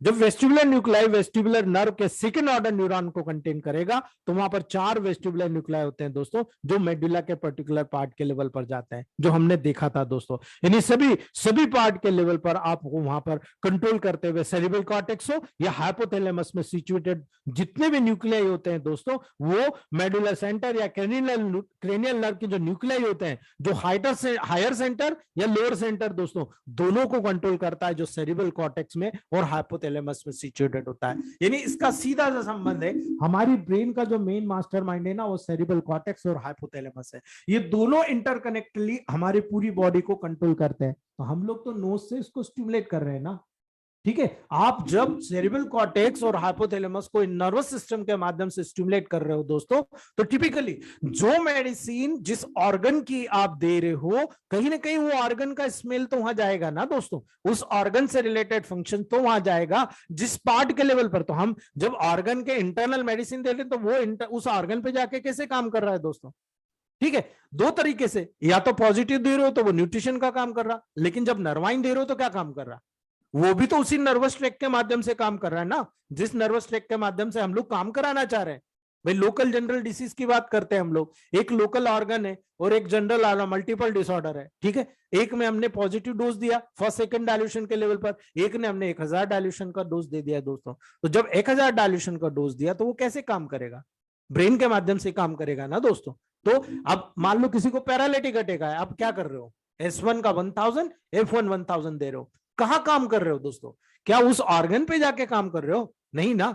आप तो पूरे नर्वस सिस्टम को स्टिमुलेट कर रहे हो, पूरा डीप नर्वस सिस्टम को स्टिमुलेट कर रहे हो। तो जब आप डीप नर्वस सिस्टम को स्टिमुलेट कर रहे हो दोस्तों, तो डेफिनेटली आप brain as well as cerebral cortex as well as hypothalamus as well as cerebellum as well as brain stem को भी, यानी ब्रेन के 5 part, cerebellum, cerebrum, medulla oblongata, pons और मिड ब्रेन, 5 पार्ट को आप स्टिमुलेट कर रहे होंगे, जब भी तो पूरी बॉडी का वाइटलिटी कंट्रोल हो रहा है। तो इस चीज में, और आपके 5, 6, 7, 8, 17, 18 नंबर पॉइंट पे REY का एप्लीकेशन है दोस्तों, बहुत बड़ा चीज आपके हाथ में लग जाएगा। आपके पास अगर इस चीजों का कंट्रोल हो गया और हम लोग सक्सेस हो गए दोस्तों, तो मुझे नहीं लगता कि हम इलेक्ट्रोहोम्योपैथ को मान्यता नहीं, हम सूंघने की मेडिसिन ही, स्मेल कराने की मेडिसिन से ही बहुत हद तक सक्सेस प्राप्त कर लेंगे दोस्तों। बस हमें कोशिश करना है, हारना नहीं है दोस्तों। तो ये था दोस्तों, यहां पर हम लोगों को एल्जीमर डिसीज में सर आप S10W का स्मेल कराइए आप, ठीक है। S10W या S10RE का आप स्मेल कराइए, बहुत बढ़िया रिजल्ट मिलने वाला है आपको, ठीक है। जब पोन्स की बात करेंगे, अभी तक हमने जितना पढ़ा दोस्तों मेडुला ऑब्लोंगेटा की बात करी, अब हम बात करते हैं दोस्तों पोन्स के। जब पोन्स के लेवल पर बात करेंगे दोस्तों, तो आपको पता है पोन्स मेडुला और मिड ब्रेन के बीच एक ब्रिज का निर्माण करता है दोस्तों। यानी अगर किसी प्रकार का कोई प्रॉब्लम अगर ऊपर फोर ब्रेन में हो रहा है दोस्तों, यानी मिड ब्रेन में हो रहा है या स्पेशली मेडुला ऑब्लोंगेटा में हो रहा है, तो उसमें सबसे ज्यादा नुकसान में पोन्स रहने वाला है दोस्तों, ठीक है, क्योंकि ये ब्रिज का निर्माण करता है। तो जब आप पोन्स के फंक्शन को आप जान लोगे दोस्तों, तो आपको खुद को समझ में आ जाएगा कि मैं क्या कहना चाह रहा हूं दोस्तों। जब पोन्टाइन न्यूक्लियाई की बात होती है दोस्तों, तो उसकी जो एक्सॉन्स होते हैं ज्वाइन करके मिडिल सेरिबल पुडंकल या ब्रेकियम पॉन्टिस को फॉर्म करते हैं दोस्तों। और पोन्स एक ऐसे पाथवे को फॉर्म करता है जो कि सेरिबम के साथ सेरिबल कॉर्टेक्स को फॉर्म करता है। मैंने आपको बताया दोस्तों भी ये पर्टिकुलर पार्ट, ठीक है, ये ब्रिज का निर्माण कर रहा है। ये यहां पर सुपीरियर भी, मिडिल भी, इंफीरियर भी, ये दोनों यहां पर इंटरकनेक्शन का काम कर रहे हैं। इसीलिए ये जब मेडुला ऑब्लोंगेटा और मिड ब्रेन के बीच में लिंक बनाएगा, ब्रिज बनाएगा, तो दोनों के लेवल पर दोस्तों उनके लिए एक पर्टिकुलर रीजन यानी सेरिबम के साथ सेरिबल कॉर्टेक्स को फॉर्म करने का काम कर रहा है। यहां पर सेरिबल कॉर्टेक्स को दोस्तों सुपीरियर से जोड़ रहा है सेरिबेलम से, और मिडिल पोर्शन में भी सेरिबम से जोड़ रहा है, इंफीरियर पोर्शन में भी सेरिबम से जोड़ रहा है दोस्तों। तो जब ये ट्रैक्ट हो रहा है, तो जो पिरामिडल ट्रैक्ट होते हैं दोस्तों, ये मैंने जो आपको बताया पिरामिडल ट्रैक्ट, ठीक है, ये पिरामिडल ट्रैक भी यहीं से पास हो रहा है ना।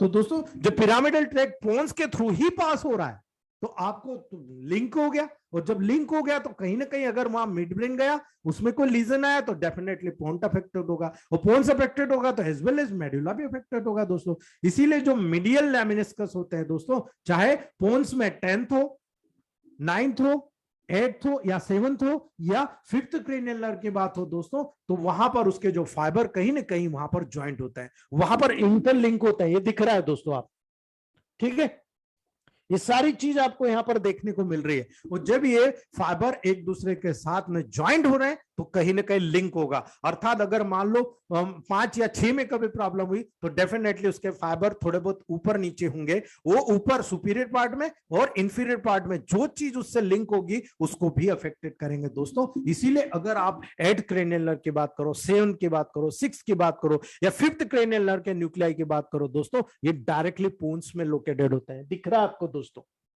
ठीक है, ये डायरेक्टली पोन्स में लोकेटेड होते हैं और पोन्स से ही निकलते हैं। और जब पोन्स में लोकेटेड होंगे दोस्तों तो पोन्स में न्यूमोटैक्सिक या न्यूरोस्टेटिक सेंटर होते हैं दोस्तों, जो रेस्पिरेशन को रेगुलेट करने का काम करते हैं। तो अगर कहीं पर किसी को बार बार रेस्पिरेटरी सेंटर में कोई प्रॉब्लम आ रही है दोस्तों, हम आरी स्मेल करने को क्यों देते हैं, ठीक है।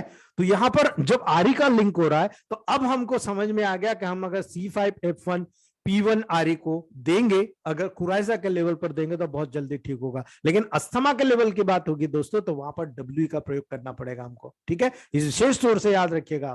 तो ऐसी कंडीशन में दोस्तों रेस्पिरेशन को रेगुलर करने में नेबुलाइजर जैसा काम होगा। जो लोग नेबुलाइज करते हैं वो लोग बहुत अच्छे से समझते हैं कि नेबुलाइज किया तो कितनी जल्दी पेशेंट को रिलीफ होता है, तो क्यों ना हम इस चीज को वहां पर बेनिफिशियल उठाएं दोस्तों। और यही कारण है जब ये वेस्टिबुलर न्यूक्लियाई को कंटेन करते हैं दोस्तों, यहां पर कंटेंट होता है न्यूक्लियाई का, तो दोस्तों डेफिनेटली आपको मेडुला ऑब्लोंगेटा में ऑलरेडी उसको मेंशन किया जा चुका है दोस्तों, यानी वहां पर आपको बताया जा चुका है कि कौन सा पार्ट कैसे वहां पर आगे आ रहा है। ये मैंने आपको बताया इस डायग्राम में, सेंटर वाले डायग्राम में ये मैंने बताया कि कौन सा न्यूक्लियस है 6, 5, 6, 7 कैसे निकल रहा है और कैसे वहां आगे जाकर दोस्तों उसको मेडुला ऑब्लोंगेटा से बोन्स को जोड़ रहा है। और यही चीज हम लोगों को दोस्तों वहां पर ये चीज बताती है कि कौन सा इंटरकनेक्शन यहां पर हमको देखने को मिल रहा है। इसीलिए जो न्यूक्लियस रेफी मैग्नस के पार्ट को कंटेन करता है दोस्तों, वो एनाल्जेसिक सिस्टम में इन्वॉल्व होता है। अब एनाल्जेसिक सिस्टम में इन्वॉल्व होगा तो वहां काम क्या करेगा दोस्तों, F1W या F2W। हम लोग W हेडेक में स्मेल करने को देते हैं ना, कितने लोगों ने काम किया है दोस्तों W पे स्मेल करने पे, कितने लोगों में जेन्युइनली रिजल्ट लिया है, कौन लोग हैं अपने ग्रुप में, काफी लोगों ने लिया होगा दोस्तों। W का स्मेल हेडेक में कितने लोगों ने यूज किया है, सुवर्णा मैम ने यूज किया, बधाई आपको। डॉक्टर यश सर ने यूज किया, सुभाष सर ने यूज किया है, मलिका मैम ने यूज किया, चलो बधाई, कम से कम इतने तो हैं मेंबर मेरे, ठीक है। तो आज से हम प्रण करते हैं दोस्तों हम ये काम करेंगे, और जब करेंगे ना तो मिरेकल आपको देखने को मिलेगा, और उम्मीद करता हूं आप बहुत जबरदस्त काम करने वाले हो दोस्तों। तो ये था हमारा दोस्तों दूसरा पोर्शन। तीसरी बात करते हैं हम दोस्तों मिड ब्रेन की। जो पर्सनली मिड ब्रेन होता है दोस्तों, मिड ब्रेन पोन्स और डायनसेफेलन के बीच में होता है, ठीक है, आपको देखने को मिल रहा है मिड ब्रेन, ठीक है। ये डायनसेफेलन और पोन्स के बीच में जब आपको देखने को मिलेगा तो डेफिनेटली 2 पार्ट बनाएगा, ठीक है, 2 पार्ट, एक पार्ट टेक्टम का निर्माण करेगा, एक पार्ट सेरिबल पुडेंकल का निर्माण करेगा। दोस्तों याद रखिएगा, एक पार्ट टेक्टम का निर्माण करेगा और एक पार्ट सेरिबल पुडेंकल का काम करेगा। ये दिख रहा है आपका सेरिबल पुडेंकल, सुपीरियर मिडिल इंफीरियर पुडेंकल, ठीक है, और टेक्टम मतलब डिवीजन बनाएगा दोस्तों। तो जब आपको ये चीज देखने को मिली तो आपको मैंने यहां बताया था ऊपर, ये मैंने शार्ट में आपको बता दिया, अब वही चीज आपको लैंग्वेज में बता रहा हूं, सुपीरियर और इंफीरियर कॉलिकस बताया था मैंने आपको। अब आप देखिए उसकी चीजें आपको बहुत क्लियर समझ में आने वाला है दोस्तों।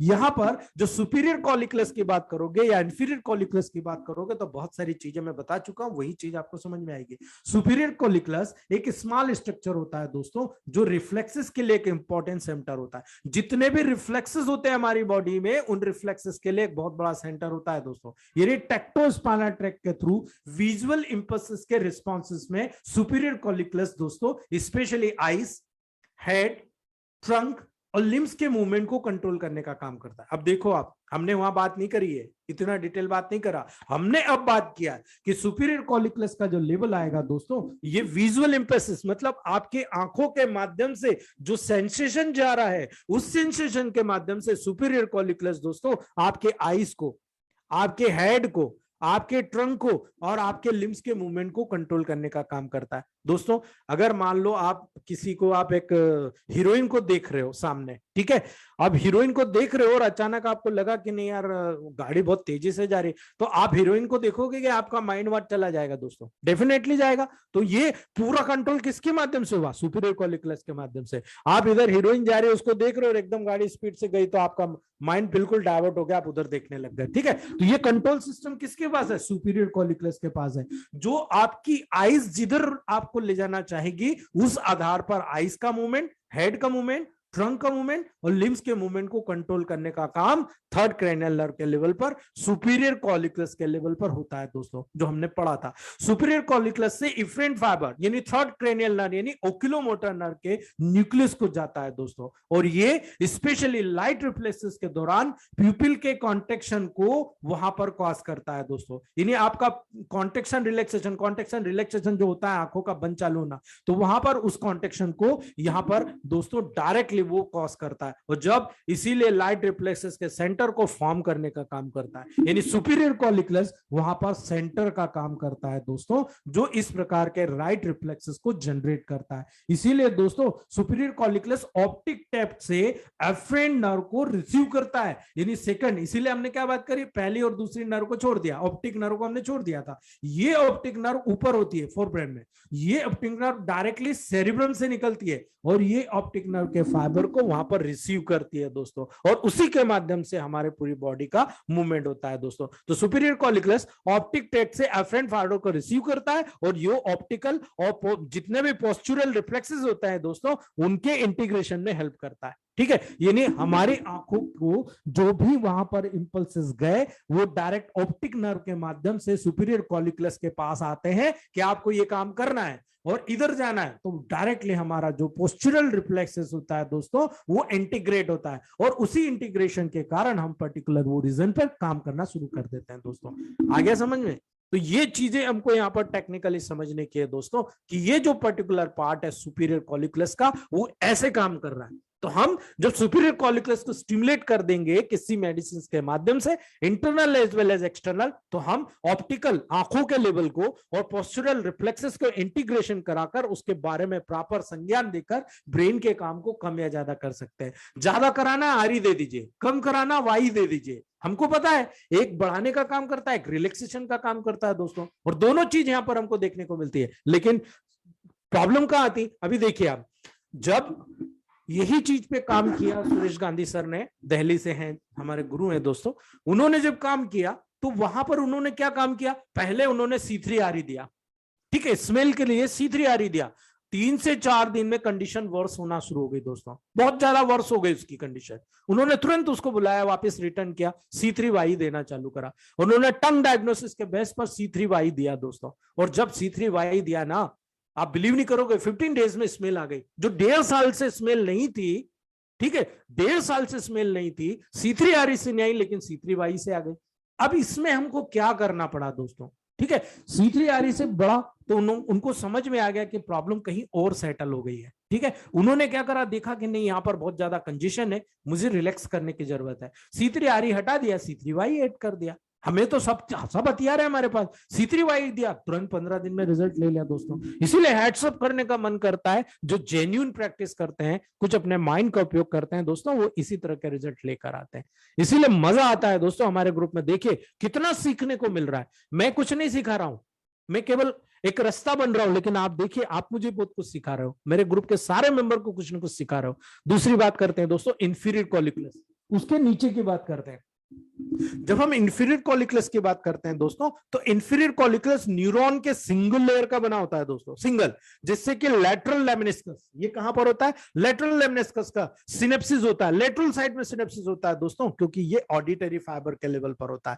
इंफीरियर कॉलिकुलस ऑडिटरी रिफ्लेक्सेस का सेंटर होता है दोस्तों, जो हियरिंग सेंटर होता है ना, उसका सबसे बड़ा सेंटर होता है। इसीलिए दोस्तों ये स्टिमुलेशन भी रिफ्लेक्सेस वोकलाइजेशन को प्रोड्यूस करता है। जितनी भी वोकल एबिलिटी होती है दोस्तों, वोकेबुलरिटी, जो मतलब हम समझते हैं, बोलते हैं, उनकी जो एबिलिटी होती है ना, उसका सेंटर का निर्माण करता है दोस्तों। और यही कारण है दोस्तों, ये बहुत ही डीप में जाकर स्टडी करने वाला पॉइंट बनाता है, और इसी के माध्यम से दोस्तों फोर्थ क्रेनियल नर्व का जनरेशन होता है। ठीक है, और फोर्थ क्रेनियल नर्व एकमात्र नर्व होती है 12 क्रेनियल नर्व में से, जो पोस्टीरियर से जनरेट होती है, फिर आगे की तरफ आती है, और आगे की तरफ आकर थर्ड सुपीरियर कॉलिकुलस के नीचे से आगे की तरफ मूवमेंट करती है दोस्तों। तो ये था हमारा आज का टॉपिक। उम्मीद है आप लोगों को बहुत कुछ समझ में आया होगा दोस्तों।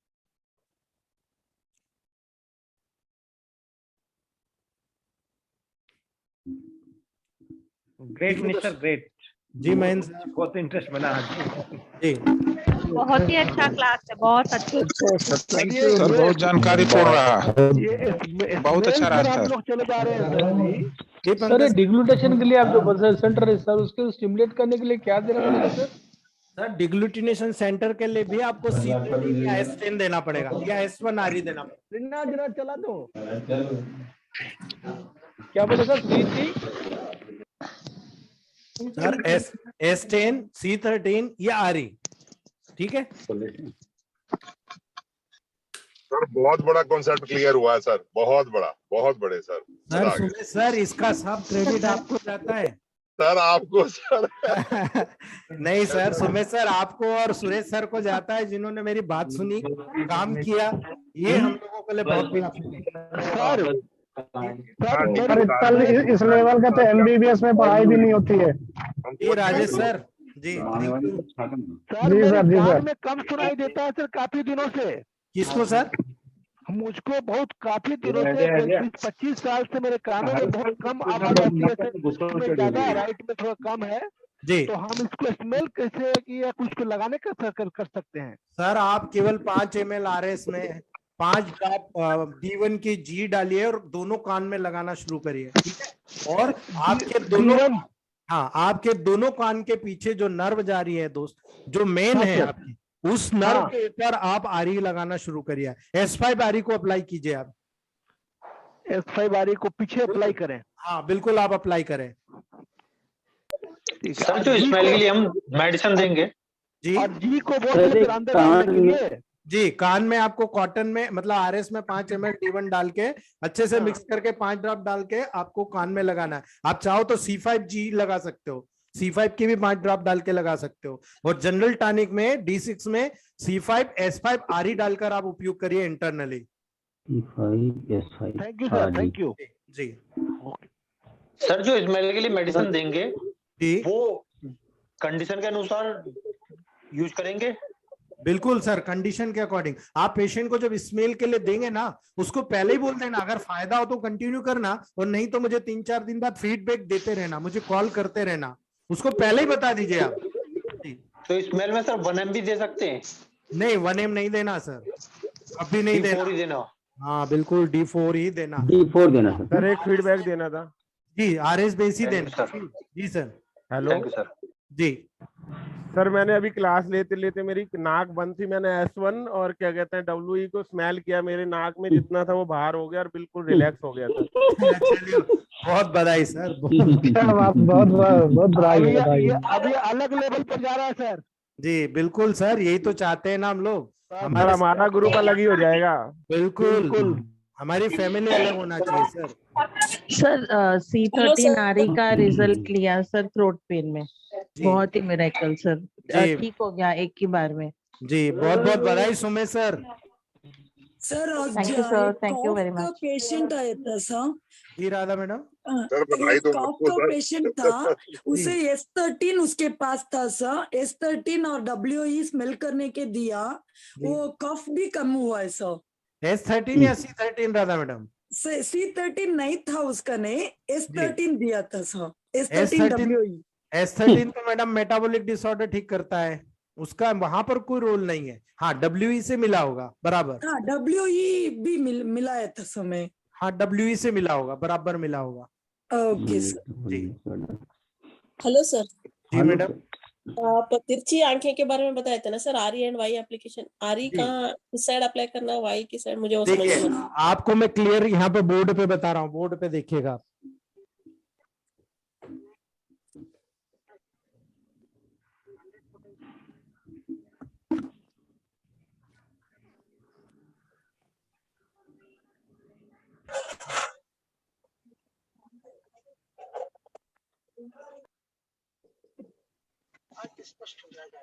अभी म्यूट हो जाइए सर बता रहे हैं। देखिए ठीक है, ये आइस का पॉइंट किधर जा रहा है, लेटरल में जा रहा है, और ये कहाँ जा रहा है, मीडियल में, अंदर की तरफ। ठीक है करेक्ट। यहां आपको आरी लगाना है, यहाँ वाई लगाना है। आया समझ में? Yes sir, yes sir. है ना? आपको केवल उसकी आईज देखना है, जो मिडिल पोर्शन मिडिल की तरफ जा रही है उस तरफ आरी लगाना है, और जिस तरफ ऊपर की तरफ जा रही है वहां वाई लगाना है।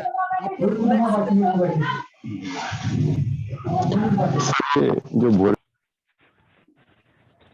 ठीक है सर, जो चारों तरफ को आंख घूमती है तो उसमें क्या लगाएंगे फिर? निस्टिगमस में सर WE का प्रोटोकॉल होता है, WE को आप अप्लाई करिए दोनों साइड, F2W का। निस्टिगमस में बहुत सारी कॉम्प्लिकेशन होती है मसल्स के लेवल पर, तो मैं आपको चाहूंगा कि S12W को स्मेल करने को दीजिए आप, हमें रिजल्ट चाहिए उसका, कहीं ना कहीं रिजल्ट आएगा आप लोगों को। जी सर मैं कल से ही अप्लाई कर रहा था, एक पेशेंट है मेरे पास। बिल्कुल सर, ये बिल्कुल राइट में भी आरी लगा सकते हैं क्या अपन? जी राइट में भी आरी लगा सकते हैं क्या? सर राइट लेफ्ट की बात नहीं है, जब आपको अच्छा दिख रही है ना जिस साइड से मिडिल में आंखें जा रही है और जिस साइड से बिल्कुल लेटरल में आंखें, जिस साइड लेटरल में वहां वाई लगाई है, और जिस साइड मिडिल में जा रही है उसमें आरी लगाई है। तो मतलब इसमें लेफ्ट राइट का कोई वो नहीं है, मतलब आरी लगाना है।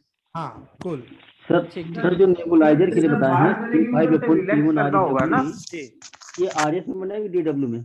सर आरी नहीं WE है।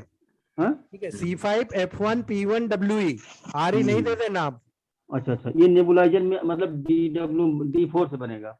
D4 से बनेगा सर।